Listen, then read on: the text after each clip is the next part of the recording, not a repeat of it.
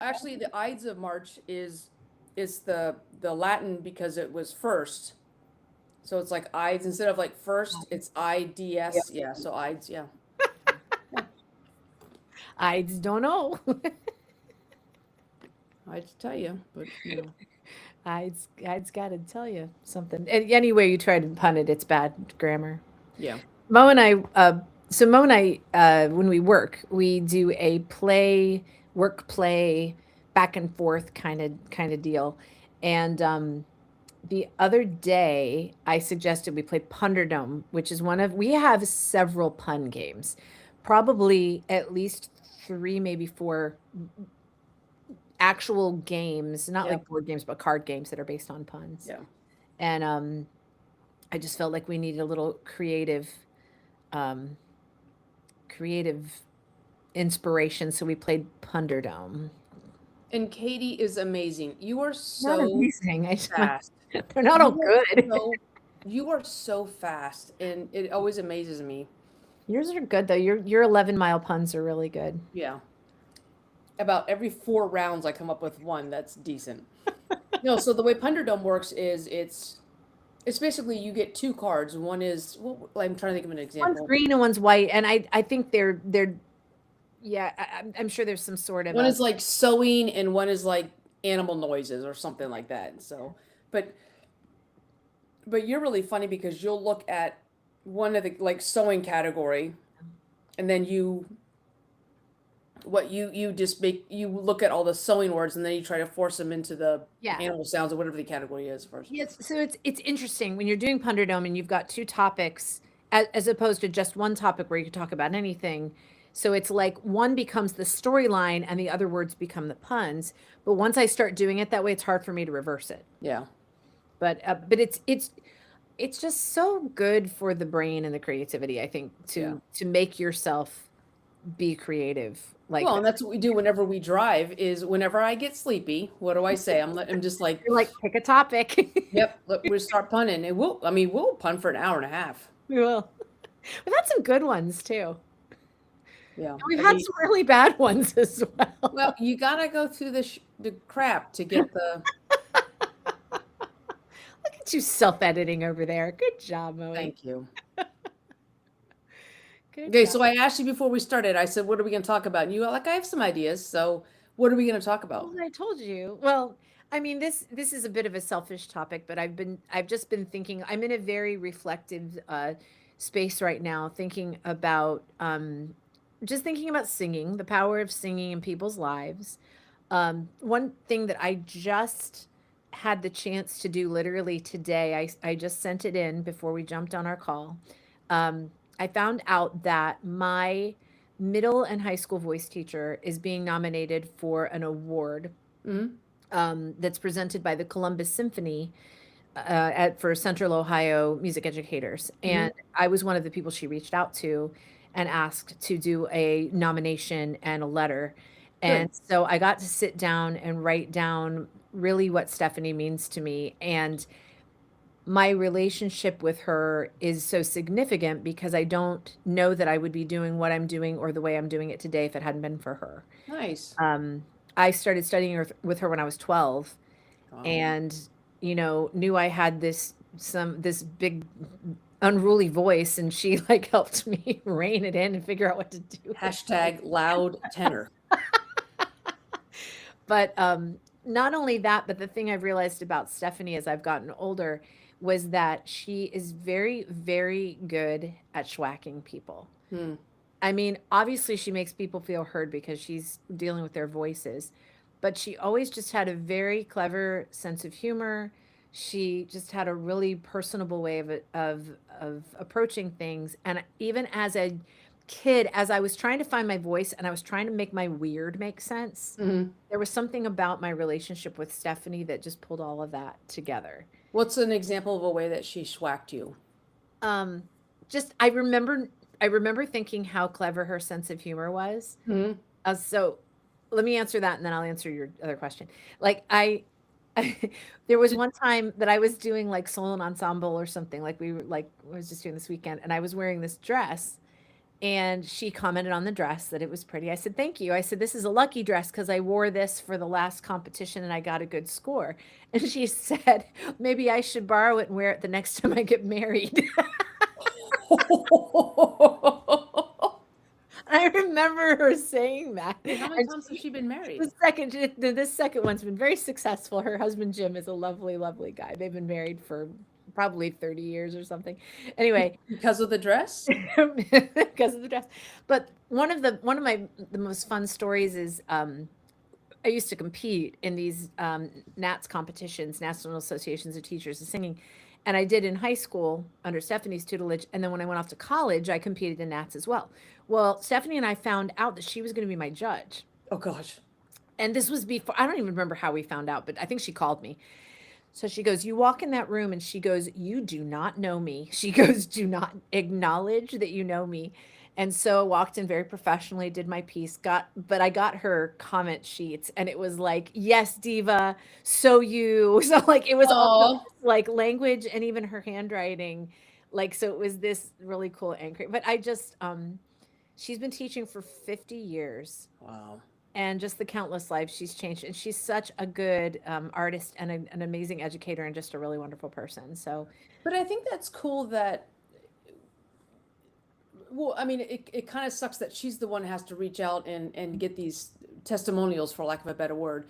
But I love the fact that whether she wins this accolade or not, she's going to get the feedback of some of those lives she's impacted. So I'm, as you know, I don't have the book in front of me, but so my friend Carrie sent each of us, you and I, Katy, a book of a copy of the book called Mattering, and it was by Jennifer Wallace.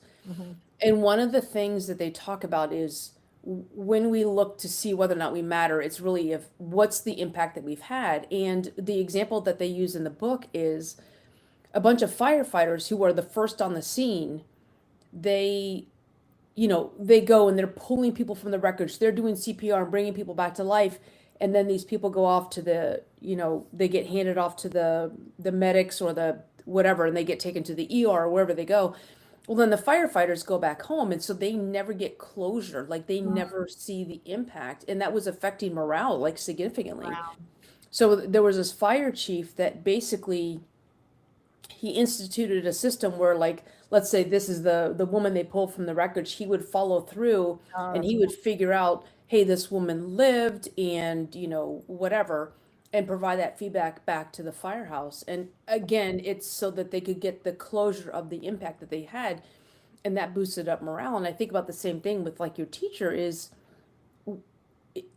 if it were not for this award, and again, whether she wins or is not awarded it, she's going to get the feedback Yeah. of all the impact and the people who have these anecdotes that they've never thought to dig up and relay. And that's the other thing too, is I think a lot of times that we have these anecdotes and they just kind of come in our memory and then we let them go. And that's one of the things, like whenever I dream about somebody, I always reach out to them the next day because I'm like, for whatever reason, my subconscious said that you're on my mind. And so I just reach out. But I think that's really cool that you get a chance to say the impact she had on you, and that she gets a chance to hear the impact that she's had on, whoever provides those letters. So, Well, it's something about, like, I remember my lessons were on Saturdays when I was a kid, and there's something about, I mean, when I was a teenager, but there's something about, I remember I loved going into that space. It was just her house, but I loved going into that space and knowing it was a safe space and I was going to be a better person for it. And even, in teenage mind, like I loved that. And one of the things I tried to do in my studio more than anything is make it a safe space because singing is very vulnerable. And so it's just made me think a lot about our voice. And there's this difference between singing and speaking. There's something magical in the difference between saying words and singing words, and making somebody feel like they're empowered and maximized when they are singing words, because then they become a storyteller and they become, I mean, speakers are storytellers too, but just, it's just really, really powerful. And, I just, it gives me a renewed gratitude for what I get to do. And it makes me just very aware and, grateful my parents put me in lessons, grateful that Mhm. Stephanie was there, and grateful that I'm still in touch with her and she's still teaching Yeah. and impacting lives. I'm just really grateful. It's something that seems like a nice to have, but I think a lot of aspects are a must have, you know? Yeah. Yeah. Yeah, I'm just grateful, and I want every kid that walks in my studio door to feel safe and like they matter and that their voice matters. So, Well, and you do a good job of that too. I mean, because I've had the luxury of meeting some of your students and I know how they speak of you and I see how they are around you and you've created a safe space that exists outside of your studio. Like I see how they interact with you. Not just in your studio at lessons, but when they see you out in public or like even when we go to Banditos and we see a former student of yours. I mean, like yeah. that kind of stuff transcends and it lasts and those are impacts. So here's my question to you then. Okay. You've recently had an opportunity to write a letter to a former instructor and let her know the impact that she's had on you. Have there been students of yours who have had an impact on you? Yeah, I mean, you mean by like something like just their lives just being Yeah, a any yeah, I mean, gosh, a lot of story like a lot of yeah, just a lot of stories of how they open up, like how they open up about what's going on in their lives Mhm. and stuff that makes a difference or them describing how it feels for them. I mean, they're talking about endorphins and stuff that they don't even understand. Yeah. They're describing how it feels for them to be able to express themselves. It's a good question. I've got to So, well, write and things so down. my follow-on question was going to be, it's going to sound like homework, but that's how I roll. Um, It is. well, but I know so the question I was going to ask is, have you ever taken the opportunity to write to your students to tell them the impact that you've had? So kind of the reverse of what you're doing for Stephanie. But I also know that you had an opportunity for one of your graduating seniors a couple years ago to write a letter to her. So I know that you've done that and you've thought about that. But I was just Yeah. curious, is that Yeah. I mean, I uh, do definitely when seniors graduate, I get the chance to kind of reflect. And this mhm, year's going to be a rough one. I'm losing a big group and some that are very, very special and dear to me. But yeah. yeah, there was one thing that we used to do when I used to work at the school where I was. All of the teachers were given an opportunity. They would tell the school the title of a book. Uh-huh. School would purchase that book for that student. And then we as the teachers got to write a letter to go along with it. Oh wow. So my student Mia, who I was very still see her, not as often as I'd like, but still see her. She's She and I amazing. had a very, very close relationship. I got her Mitch Albon's book called The Magic Strings of Frankie Presto, which is a phenomenal book, and was able to just write her a letter. And then the school presented her with the book and then the handwritten letter, which Wow. really cool. So I love stuff like that because I think so one of the things, so going back to the book Mattering, one of the things that the author talks about is having an impact file where you keep, mm, so like if I would guess that Mia still has that letter and that letter exists in an impact file. So I was always taught that they're called warm fuzzies. So like yeah, yeah, I have a folder of I I have letters from like 1988 that a friend has written. I have one that's very special to me that uh, a, an Air Force Academy cadet who was in a class below mine yeah. had written to me. I think she might have been a freshman or a sophomore, and I was a senior. And I still have that letter. That's from 1992. Um, but these things that I keep, and like there's times when I think you kind of doubt why you're on this earth.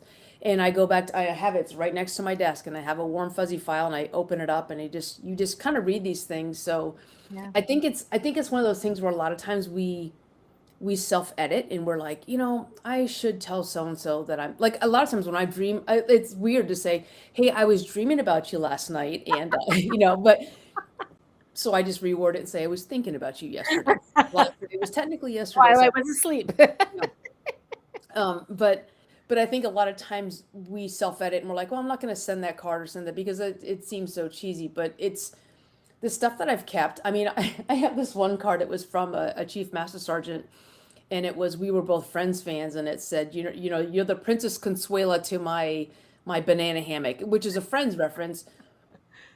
And that was, and again, because we were so connected by this cultural reference that I mean, the card was very sweet, but like it's in my warm fuzzy, my impact file, my warm fuzzy file. Yeah. So And that's something, Moe, that you're really, really good at is writing personal letters. And we've talked about that before, like how Mhm. important it is, handwritten letter. And I think I have every card you've ever sent me, which is a lot. But but I think that does make a difference. And I've decided what I'm going to do with this. So the nominees don't see the things that are the letters that are written, I suppose, unless they went. I don't know how they do all of that.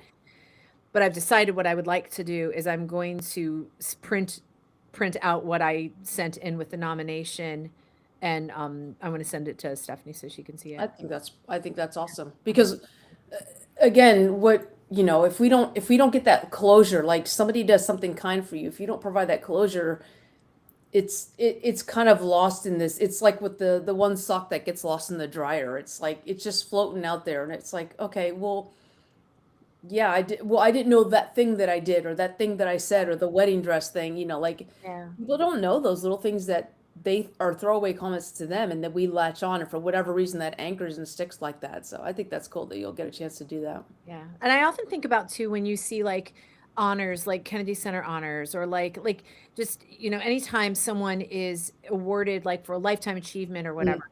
I always think how happy I am that that person gets to hear all of those things, because oftentimes when you hear things about people is when they've passed away. mhm. So how wonderful it is that the opportunity's been given while they are present Yeah, to hear all of the ways that they've impacted people. yeah, And so many, so many, yeah, so many people can trace it back to one pivotal moment. I mean, um, you've talked about what made you apply to the Air Force Academy, mhm, and um, we can remember things that have been said to us that have changed our lives, yeah, and yeah, may we be that for other people. And yeah, a lot of it is just about making the full stop.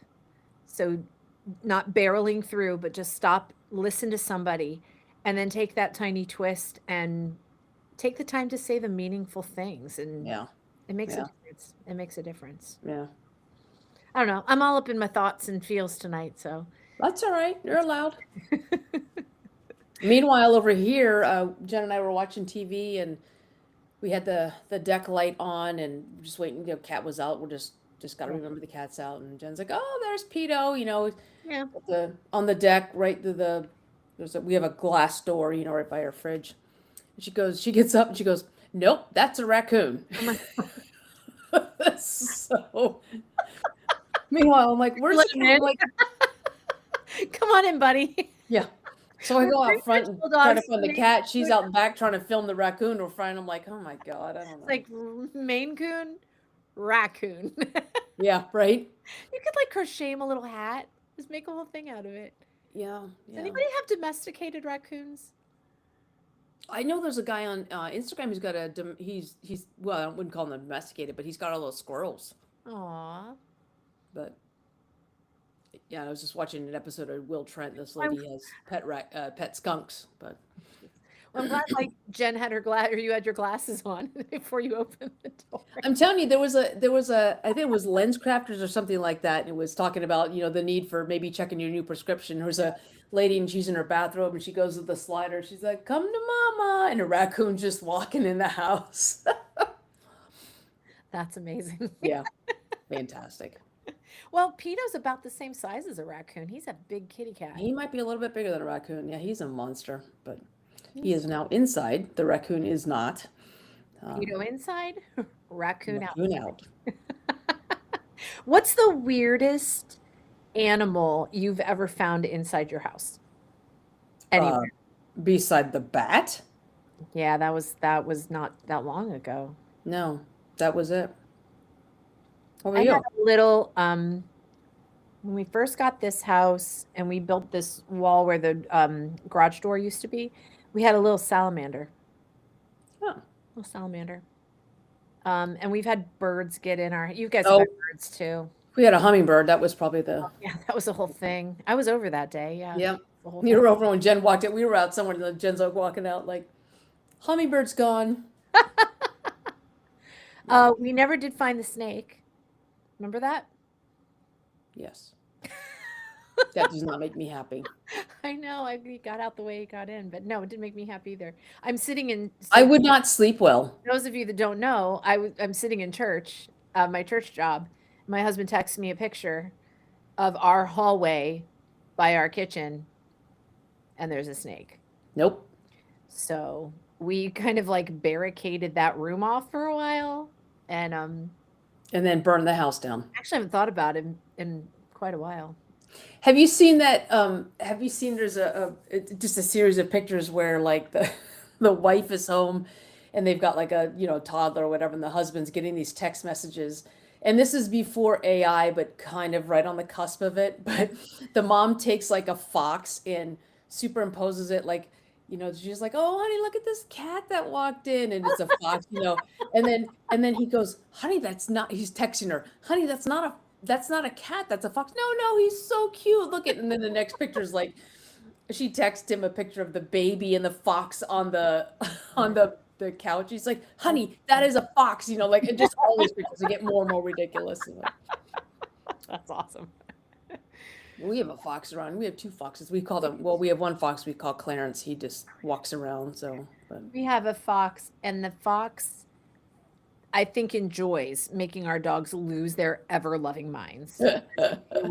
He will like one of them will be straining the lead, like rah, rah, rah, barking, barking, and the fox is literally just walking and just is like, if foxes had a middle finger, I'm fairly certain that yeah, whatever they have no the fox to middle give. finger is, he's like I mean, honestly, he's not scared, he's not scattering off, he's just like, whatever. Have you heard of I'm assuming it's when they mate, but oh my God, have you heard like a fox scream? Or I don't know that I have, but I've heard it sounds like a small child, like it is horrifying.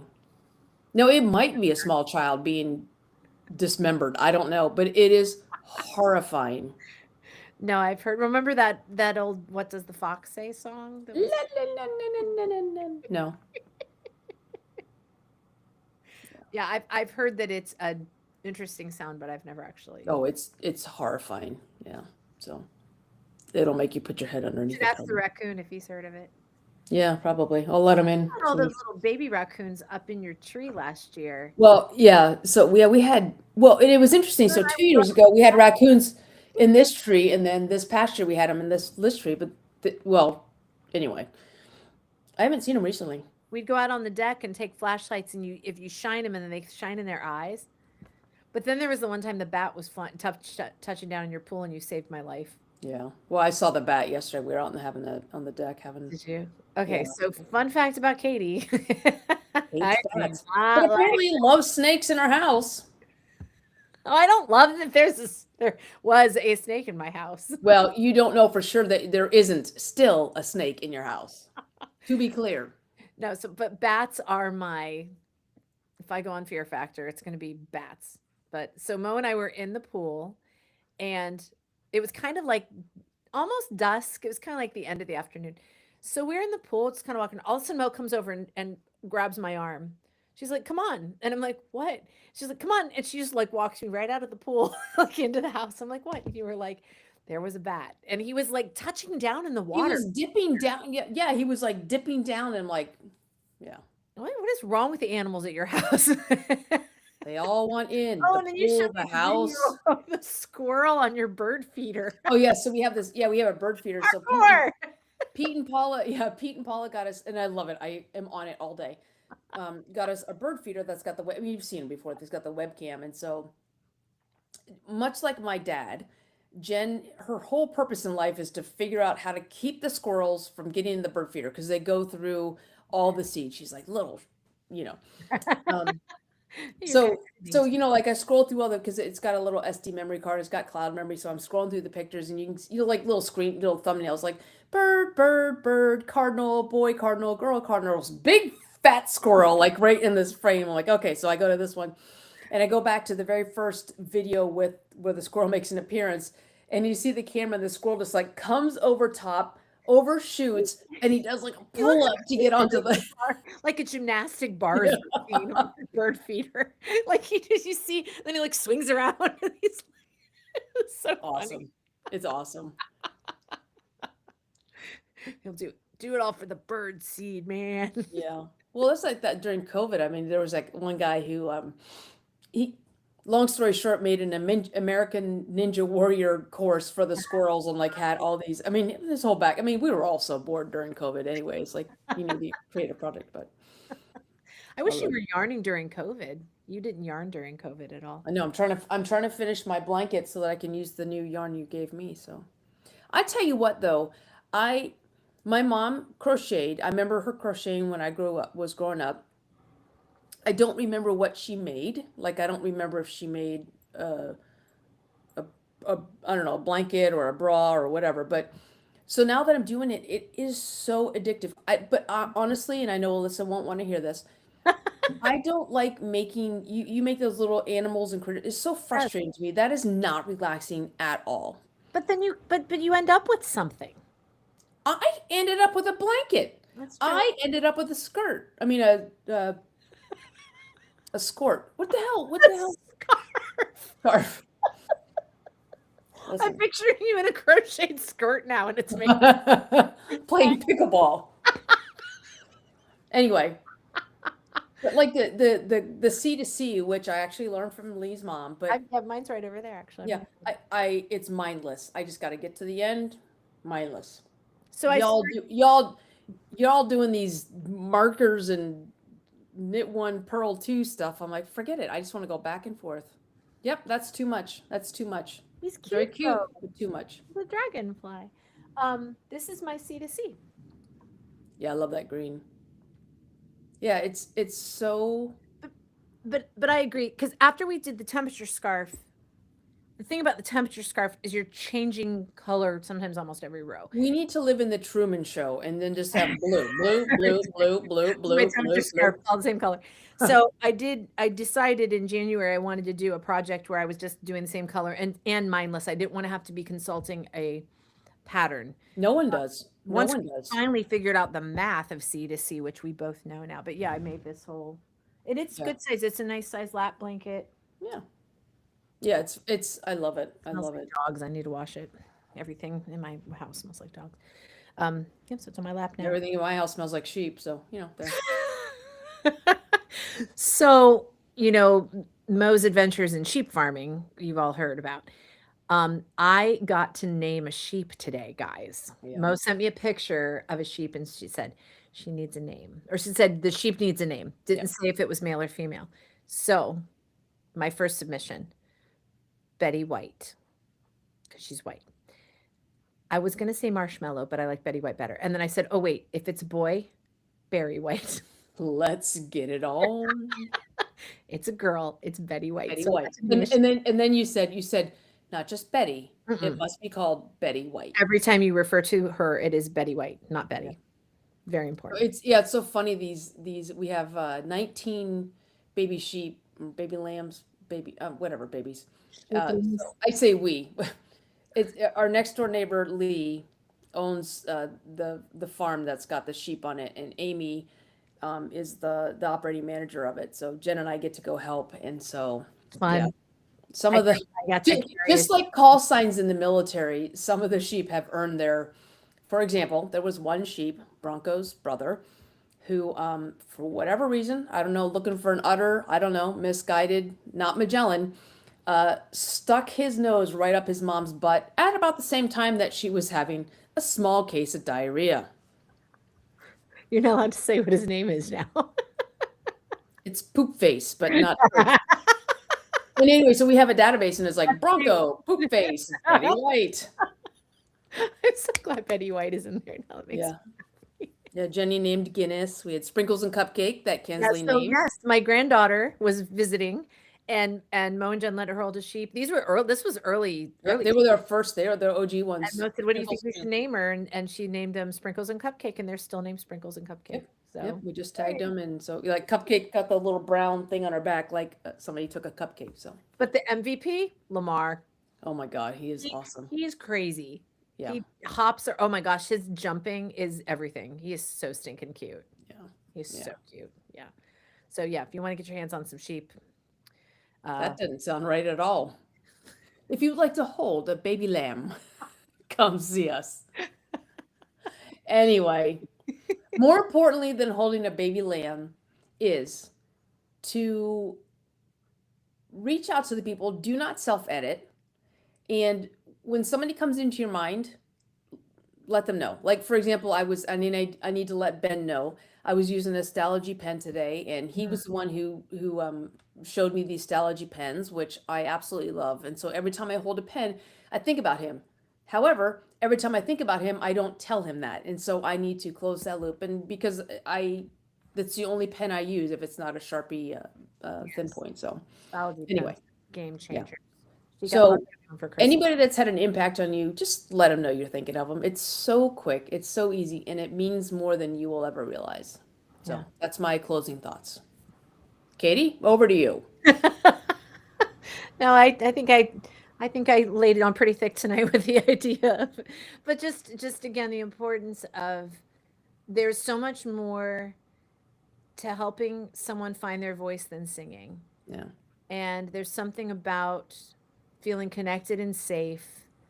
And I am so incredibly grateful for my journey. I'm grateful that I was put in the position to have the resources that I did growing up and to have someone in my life like Stephanie. And I'm grateful that for every single person that walks through that door. And it's and I told you this the other day that I read somewhere that, singing is part of the nervous system. It's not, it's more about the mind and the reaction than it is about the body. So, I'm just going to sit in this little happy, warm place of gratitude tonight. So. Awesome. Well, I'm glad. With my blanket. With my sweater that I did not make myself. I did buy it myself. Oh, good. Awesome. Well, happy March, Ides of March, as it were. And we still don't know. Well, I do, but you just chose not to believe me. So we will just leave you with this call to action. If you're thinking about somebody, text them, write a note, send a carrier pigeon, whatever it is you do, and just let them know you're thinking about them. Yep. And the tiny twist can be if you actually have a specific reason or a specific way that they changed your outlook or for even your mood for one day, let them know. It's important. Yeah. All right. Well, we'll see you for Full Stop Friday. Woohoo! This has been and Katie hit record. See what happens. Bye. Happy week. Happy March. Yay!